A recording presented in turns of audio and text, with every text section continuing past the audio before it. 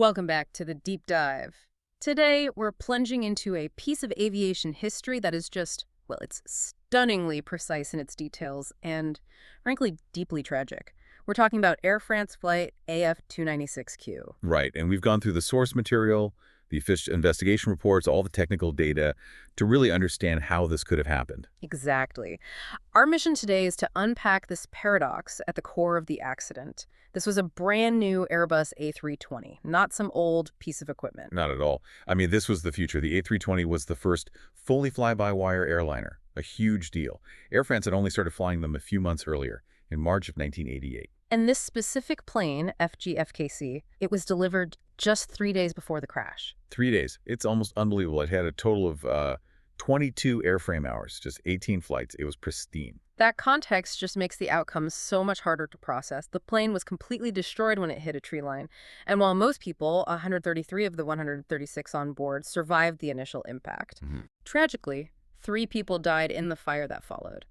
So that high survival rate, it kind of masks the total destruction of this machine. It really does. So let's start by setting the scene, the high-pressure context of this flight, because this was not your standard passenger flight from A to B. No, absolutely not. The whole thing was categorized as a demo or air show display. It was requested by the Mulhouse Flying Club, so, it's a public event meant to show off this incredible new Airbus. And when you look at who was flying it, that becomes even clearer. This wasn't a regular flight crew. Right. You had 2 captains in the cockpit. The pilot flying was the head of the entire A320 training subdivision for the airline. The chief instructor, basically. Exactly. And the pilot monitoring was another captain who was key in actually bringing the A320 into service. So you had the absolute experts at the controls. And these experts, they had a very specific plan. 2 passes over the airfield, right? That's the plan. The first pass was supposed to be the main event. Low speed, gear down, at a briefed altitude of 100 feet above the runway. 100 feet. And this is where the story immediately hits a huge snag. That planned altitude. It was a violation from the start, wasn't it? A major one. French air safety regulations had a minimum VFR overflight height of 170 feet for that area. So they were planning to fly 70 feet below the legal floor. Yes, but here's the kicker, and this speaks to the operational culture at the time. The source material shows that Air France had already done more than 20 of these low passes over the previous year. Wow. So while it was illegal on paper, it had become, what, a normalized risk? An accepted practice for these kinds of demos? It seems so. It feels less like a one-off bad decision and more like a cultural habit. This idea that for a demonstration, maybe the rules don't quite apply. And their objective was really to push the plane, to show what it could do, especially with that new fly-by-wire system. Precisely. They wanted to demonstrate its ability to fly at an extremely slow speed to get to the maximum possible angle of attack without stalling. Okay, let's pause on that term, angle of attack, or AOA.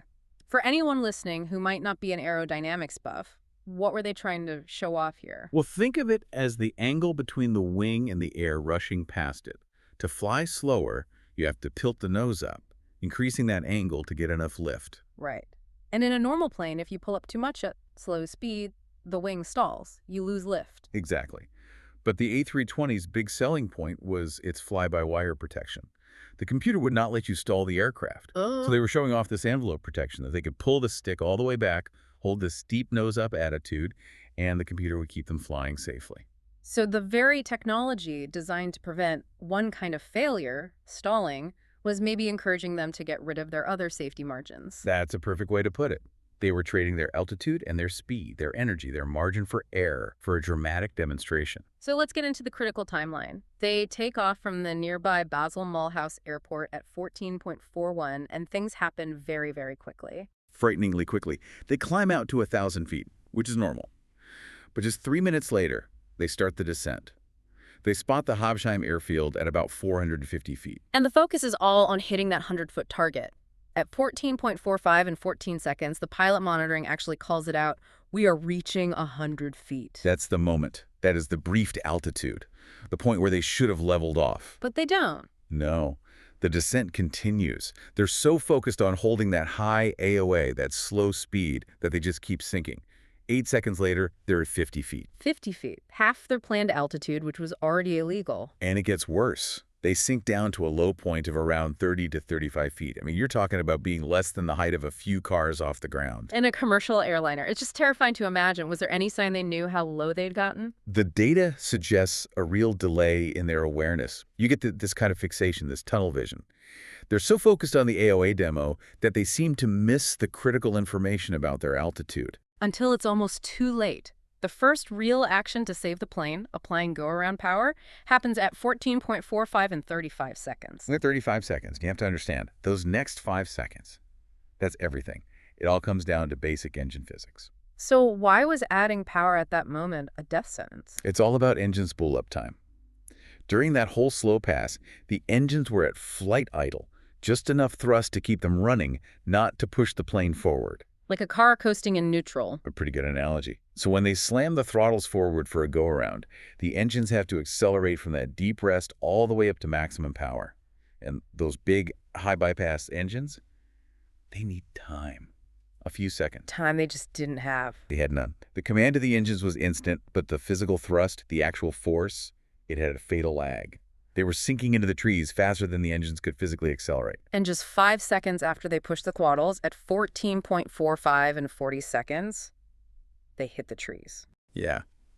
The report says, at impact, they were still in that 14-degree nose-up attitude, still trying to fly, and the engines had only spooled up to about 83% of their max power. The power was coming, but it was too little, too late.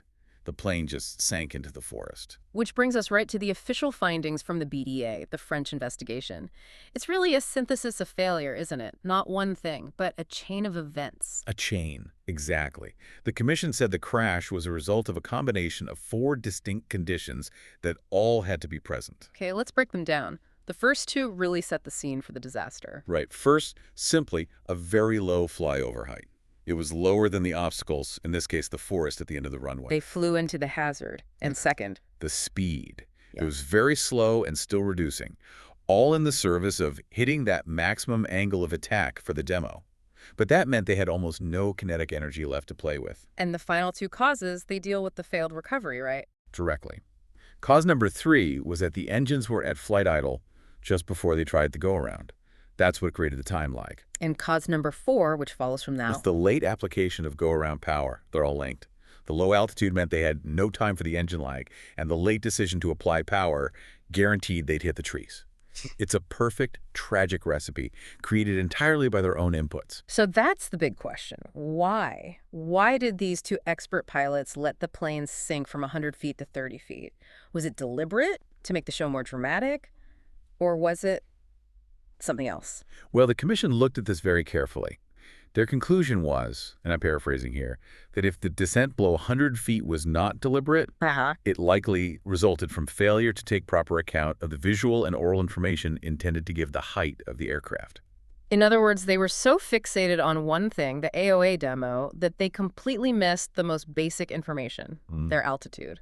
Total fixation. They were so busy demonstrating the A320's amazing capabilities that they failed to monitor the fundamental parameters of flight. They trusted the automation to protect the wing from a stall. But the automation can't protect you from the ground.